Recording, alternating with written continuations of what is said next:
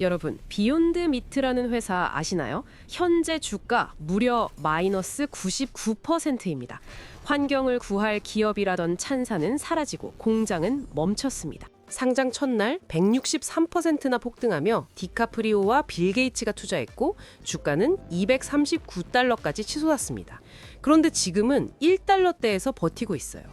대체 무슨 일이 있었던 걸까요? 여기서 핵심은 하나예요. 명분은 멀쩡한데 장바구니 계산이 안 나온 겁니다. 보통 새로운 상품이 성공하려면 진짜 고기보다 더 맛있거나 더 건강하고 아니면 최소한 더 싸야 하거든요. 그런데 대체육은 이 셋 중 아무것도 확실히 못 잡았습니다. 반면 식물성 우유는 확실한 해결책이었습니다. 일반 우유보다 비싸도 건강하다는 이미지가 강했고 유당불내증이라는 명확한 효용을 줬거든요. 하지만 대체육은 비싼 가격을 정당화할 실리가 부족했습니다.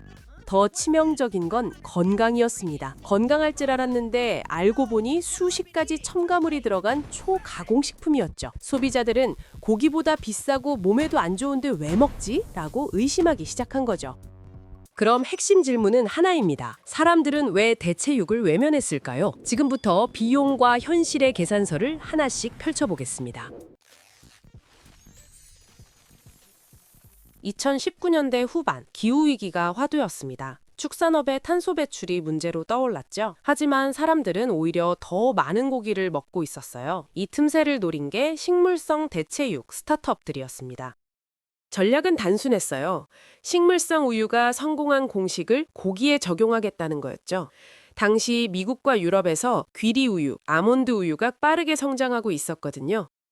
과거엔 비건 전용이었는데 일반 소비자까지 흡수한 겁니다. 비욘드 미트는 이 공식을 그대로 고기에 옮기려 했습니다. 콩 단백질을 압축하고 발효시켜서 진짜 고기 식감을 구현했어요. 단면을 자르면 비트즙이 육즙처럼 흘렀죠. 실제 햄버거 패티와 구분이 안 간다는 평가를 받았습니다. 투자자들이 몰려들었어요. 식물성 우유가 전체 우유 시장의 13%를 가져갔으니 육류 시장의 10%만 먹어도 엄청난 규모였거든요. 환경 보호라는 스토리까지 더해지면서 주가는 한때 239달러까지 치솟았습니다. 말 그대로 거품의 정점이었죠.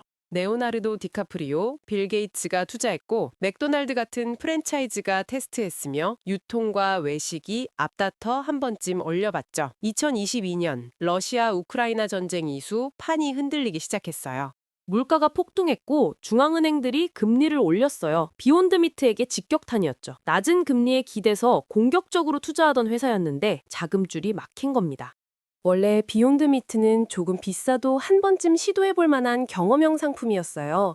환경 명분도 있었고 신기한 체험이라는 재미도 있었죠. 하지만 식품 물가가 급등하자 계산이 달라졌죠. 소비자들은 물었어요. 진짜 고기보다 비싼 가격을 내고 식물 대체품을 먹어야 할 이유가 있나? 불경기에 이런 데 돈을 쓸 여유가 있나?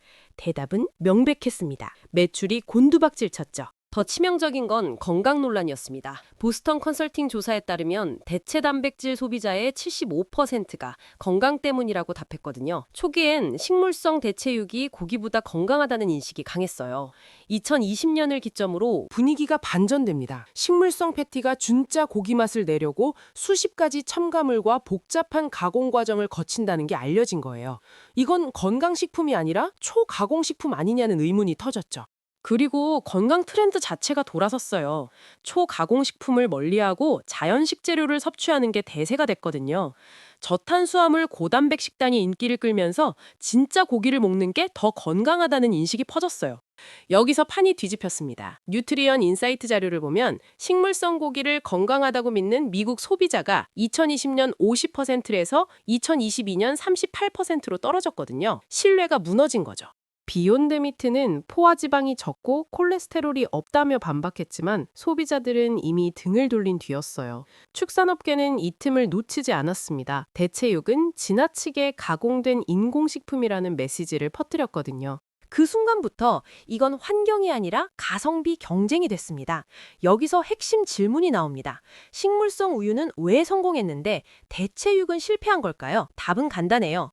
새로운 제품이 시장을 먹으려면 단순한 대체제가 아니라 기존 제품보다 나은 선택지여야 하거든요. 식물성 우유는 실제로 더 나은 대안이었습니다. 제조사들이 더 건강하다는 이미지를 강하게 심었고 소비자들은 일반 우유보다 비싸도 기꺼이 샀어요.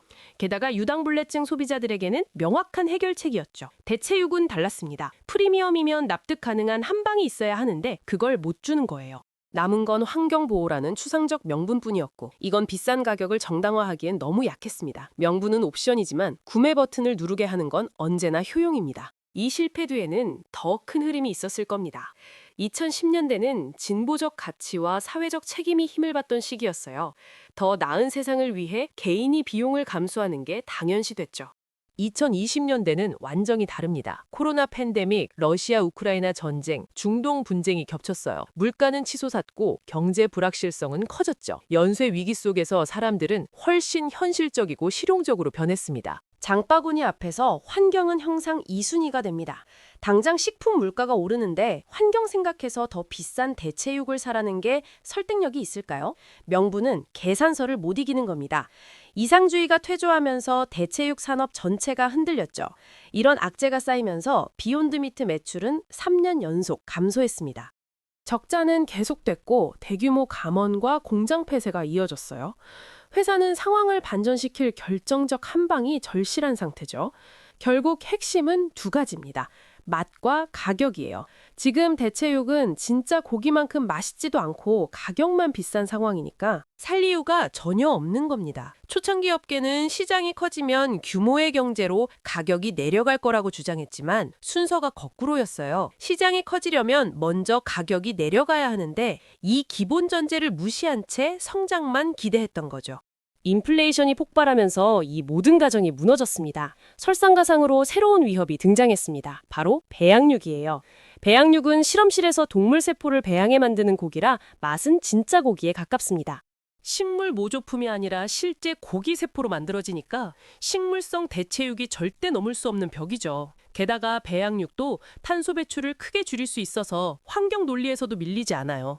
배양육이 상용화되는 순간 식물성 대체육은 치명적인 질문을 받게 됩니다. 굳이 이걸 먹어야 할 이유가 있나? 더 맛있고 더 진짜 같고 환경에도 좋은 대안이 나타나는 순간 존재 이유가 사라지는 거예요. 냉정하게 말하면 환경을 위해 조금 더 비싼 제품을 산다는 논리는 이제 통하지 않습니다. 게다가 건강 트렌드는 빠르게 변하는 분야거든요. 10년 전만 해도 식물성 식단이 건강식의 대명사였는데 지금은 초가공식품을 피하고 자연 단백질을 섭취하는 흐름으로 바뀌었어요.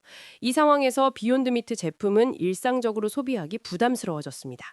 어쩌면 문제는 대체육이라는 카테고리 자체일지도 몰라요. 정말로 식물성 식단을 원한다면 굳이 고기 맛을 흉내낸 가공식품이 필요 없을 테니까요. 비욘드 미트는 지금 기로에 서 있습니다. 이 흐름 속에서 사라질지 아니면 완전히 다른 돌파구를 찾아 부활할지. 하지만 결론은 명확합니다. 비싸면 적어도 이유가 선명해야 해요. 그 셋 중 하나라도 확실히 잡지 못하면 명분만으로는 절대 살아남을 수 없거든요. 그러면 남는 건 하나죠. 대체육이 살아남으려면 명분이 아니라 가격, 맛, 건강 중 하나라도 확실히 이겨야 해요.